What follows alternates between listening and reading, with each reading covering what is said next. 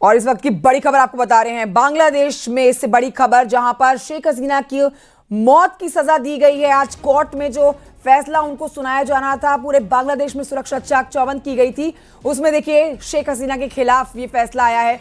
मौत की सजा का ऐलान हुआ है। बांग्लादेश की कोर्ट ने फैसला सुना दिया है।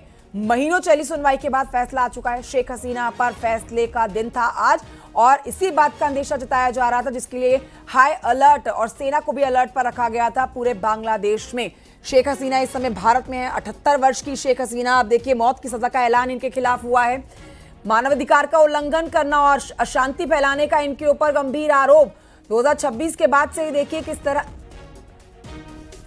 2024 के बाद से भारत में पनाह लिए हुए शेख हसीना, अब आज बड़ा फैसला इनके खिलाफ आया है। मौत की सजा दी गई है, सजाए मौत का ऐलान हुआ है। शंकर आनंद से इस पर और जानकारी ले लेते हैं। शंकर आनंद, शेख हसीना भारत में पनाह लिए हुए हैं। अब कोर्ट में जब वो हाजिर नहीं हुई थी बांग्लादेश में, उसके बाद से ही उनको आरोपी बना दिया गया था। यह फैसला बहुत बड़ा फैसला है। कोर्ट में क्या सुनवाई हुई है, सजाए ऐलान का जो फैसला लिया गया है, इसके पीछे किस तरह के तथ्य सामने रखे गए हैं? शंकर आनंद, विस्तृत जानकारी दे। निश्चित तौर पर देखिए, जिस तरह से शेख हसीना को फांसी की सजा सुनाई गई है, बांग्लादेश की जो आईसीटी कोर्ट है, उस कोर्ट में बांग्लादेश के प्रधानमंत्री रही शेख हसीना को जिस तरह से बकायदा मानवता के खिलाफ अपराध का दोषी माना गया है। और इन तमाम मामलों की गंभीरता को देखते हुए जो बंगाल की जो आईसीटी कोर्ट है, उसने मौत की सजा सुनाई है। हालांकि शेख हसीना जो है वो बांग्लादेश में है नहीं, और अभी फिलहाल वो भारत में शरण ली हुई हैं, भारत में रह रही हैं। तो जिस तरह से डेथ पेनल्टी की जो घोषणा की गई है, निश्चित तौर पे उनके जो समर्थक हैं, जो भारी संख्या में जो वहां पर जो काफी समर्थक हैं, जो पिछले 3-4 दिनों के अंदर में काफी संख्या में वहां पर नारेबाजी और प्रदर्शन भी कर रहे थे, तो उनके लिए एक बड़ा झटका जरूर है। और जिस तरह से डेथ पेनल्टी की जो एक ऐलान किया गया है कोर्ट के अंदर में, तो एक तरह से कह सकते हैं कि ये 3 आधार जो आईसीटी ने 3 आधार पर उनको दोषी माना है। और तीनों आधार के बारे में हालांकि अभी थोड़ी देर के बाद लिखित तौर पे तमाम जानकारियां निकल के आ जाएंगी। और जो 3 प्रमुख जो कारण जो है वो बताया गया है, उसके बारे में अगर स्पष्ट करें तो इस मामले में अभी थोड़ी देर के बाद अभी लिखित तौर पर जवाब आएगा। और उसके बाद इस मामले में हालांकि जिस तरह से शेख हसीना की बात करें तो उनके खिलाफ जिस तरह से तमाम दलीलों को कोर्ट के सामने रखा गया, उसी के आधार पर डेथ पेनल्टी जो है कोर्ट के द्वारा वहां पर घोषित किया गया है। और थोड़ी देर के बाद जब इस मामले में तमाम जानकारियों को लिखित तौर पर दिया जाएगा तो ये जो फैसला आया है ये बहुत ही चिंताजनक है। और देखिए इसीलिए वहां पर सेना को अलर्ट पर रखा गया था। शंकर आनंद, सेना को अलर्ट पर रखा गया था और सीधे गोली मारने की मतलब खुली छूट दे दी गई थी। जहां पर भी आगजनी होगी, जहां पर भी अराजकता फैलाने की कोशिश होगी, सीधे शूट करने का ऑर्डर वहां पर दे दिया गया था। अब यह फैसला यहां दोनों के लिए चिंता बढ़ाने वाला है, समर्थक और उनके विरोधी दोनों, क्योंकि सजाए मौत तो शायद ही किसी ने सोची हो, क्योंकि किसी देश के प्रधानमंत्री को सजाए मौत मिलना बहुत बड़ी बात है। शंकर आनंद, निश्चित तौर पर देखिए, शेख हसीना की अगर बात करें तो बांग्लादेश में जब वहां का लोकतंत्र था, वहां पर लोकतांत्रिक तरीके से वहां सरकार चल रही थी, लेकिन जिस तरह से वो तख्ता पलट किया गया शेख हसीना का, उसके बाद वो लगातार जिस तरह से वो भारत में रह रही हैं, भारत में रह करके जिस तरह से वो यहाँ पे शरण ली हुई है। लेकिन इस मामले में जो बांग्लादेश की जो आईसीटी कोर्ट ने उनको जो फांसी की सजा सुनाई है, डेथ की सजा सुनाई है, उसमें 3 आधार बताए गए हैं। और उस तीनों आधार के बारे में कोर्ट के द्वारा व्याख्या किया गया है कि वो 3 आधार क्या क्या है। और जिस तरह से बांग्लादेश में शेख हसीना का एक शासनकाल था, उस शासनकाल के दौरान में जिस तरह से उसके अगेंस्ट में कई तमाम सबूतों और कोर्ट के सामने तमाम बातों को रखा गया। हालांकि निश्चित तौर पे वो आगे जाकर के इसके अपील आगे किया जा सकता है। और जो बांग्लादेश की जो आईसीटी कोर्ट के द्वारा जो वर्डिक्ट है, उसको वहां पे चैलेंज किया जा सकता है। लेकिन आगे किस तरह से आगे चैलेंज होगा, कब होगा, ये देखना लाजमी होगा। तो लेकिन इस वक्त की ये बड़ी खबर कही जा सकती है, शेख हसीना को वहां पे डेथ पेनल्टी जो है वहां की जो आईसीटी कोर्ट ने दिया है। तो इस मामले पर अभी थोड़ी देर के बाद उनके वकीलों के द्वारा भी तमाम जानकारियों को साझा किया जाएगा। जी, बहुत बड़ा फैसला आया है, सजाए मौत का फैसला जो इस समय आया है, ये पूरे दुनिया में इस समय चर्चा का विषय बन गया है। और देखिए, भारत में पनाह लिए हुए 78 वर्षीय बांग्लादेश की पूर्व प्रधानमंत्री को सजाए मौत का ऐलान दिया गया है, हैंग टिल डेथ। हमारे साथ आस्था कौशिक मौजूद है और जानकारी के साथ न्यूज रूम से अपनी सहयोगी की तरफ रुख करेंगे। आस्था, ये वो फैसला है जिसके ऊपर पूरी दुनिया की निगाहें थी। भारत में लंबे समय से पनाह लिए हुए हैं पूर्व प्रधानमंत्री बांग्लादेश शेख हसीना, सजाए मौत का ऐलान उनके खिलाफ किया गया है।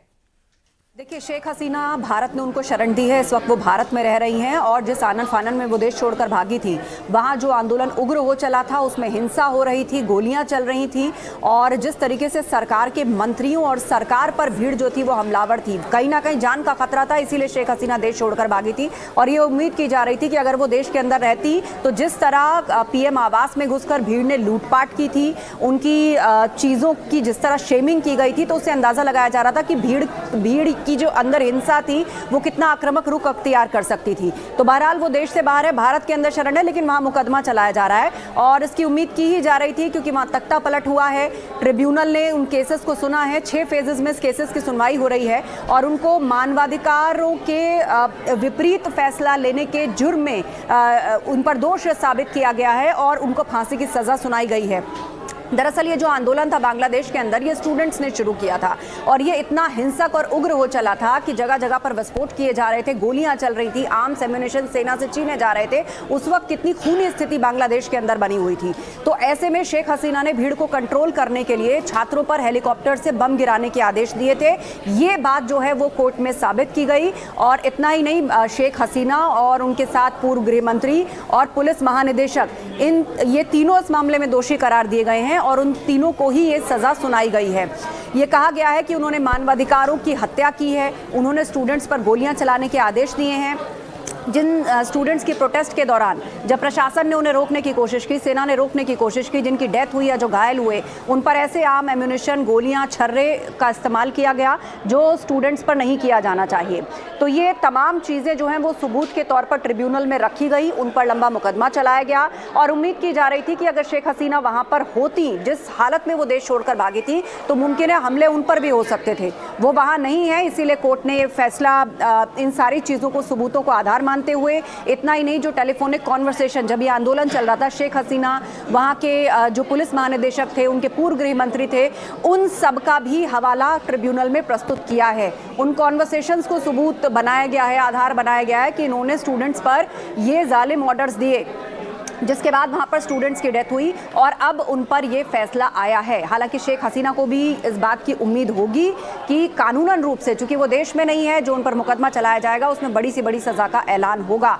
लेकिन भारत ने उन्हें शरण दी है, वो भारत के अंदर हैं और इंटरनेशनली, जैसा आपने जिक्र किया, हाँ, इस फैसले पर सबकी नज़र ज़रूर बनी हुई होगी क्योंकि जिस तरह शेख हसीना जब चुन करके आई थी तो एक ऐसे लीडर के तौर पर, एक ऐसे चेहरे के तौर पर वो सामने आई थी। भारत का पड़ोसी है बांग्लादेश, पूर्व में व्यापारिक से लेकर कूटनीतिक सहयोगी रहा है, तो शेख हसीना हमेशा प्रो भारत नजरिया रखती रही हैं। तो ऐसे में पड़ोसी के लिहाज से ठीक था, पर तख्ता पलट हो गया, उनको देश छोड़ना पड़ा। वहाँ पर वो सरकार आ गई जो कहीं ना कहीं चीन के लिए सॉफ्ट कॉर्नर रखती है, जो कहीं ना कहीं पाकिस्तान की तरफ से जब भारत पर किसी तरह की कोई नापाक साजिश करी जाती है तो उस पर या तो चुप्पी साध लेती है या उनके साथ जाकर खड़ी हो जाती है। तो वहाँ पर अब लॉ के माध्यम से मुकदमा चलाया गया और शेख हसीना को, उसके साथ ही उनके जो पूर्व गृह मंत्री थे और साथ ही पुलिस महानिदेशक, तीनों को ये फांसी की सजा सुनाई गई। बिल्कुल आस्था, तीनों को सजाए मौत सुनाई गई है और आपसे ये भी जानना चाहेंगे कौन कौन से बड़े अपराध, क्योंकि हिंसा, नरसंहार तो था ही, ट्रिब्यूनल ने कौन कौन चीजों को मद्देनजर रखते हुए ये बड़ा फैसला सुनाया?